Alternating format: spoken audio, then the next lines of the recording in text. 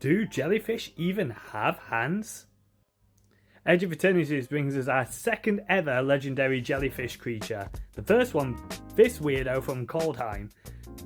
Remember, on the right hand is a 3 and 2 blue for a 3/4 legendary jellyfish advisor. He also has flying, and we may look at the top card of our library at any time, which makes me think that's just a thing jellyfishes can do in Magic. We can also cast artifact spells from the top of our libraries, and artifacts we control can tap for blue, but we can only spend that mana to cast spells from anywhere that is not our hand. That sounds restrictive, but it's actually really not. Foretell allows us to cast spells from exile, so we can use our artifacts to pay for the mana costs for those spells.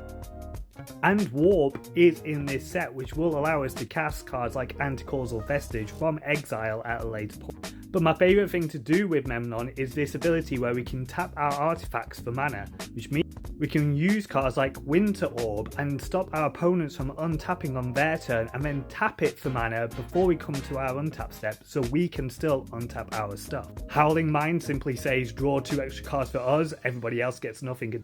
And because we can cast from the top of our library, that gives us access to another broken combo in this game. First, we will need Cloud Key, reducing our artifact spells by 1, and then we can use Sensei's Divining Top to draw a card and put Sensei's Divining Top on top of our library. We can do this to draw our, and then with enough casts, we just laser beam somebody straight to the face.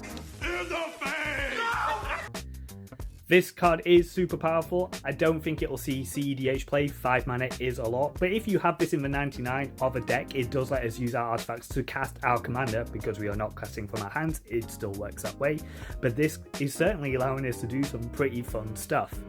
What do you think to Memnon, the right hand? Are you going to build this weird jellyfish advisor? I might actually, this is super interesting. And if you want to stay in the loop for Edge of Eternity stuff, I'm trying to do as much of these as I can while we're through spoiler season, so follow to stay in the loop.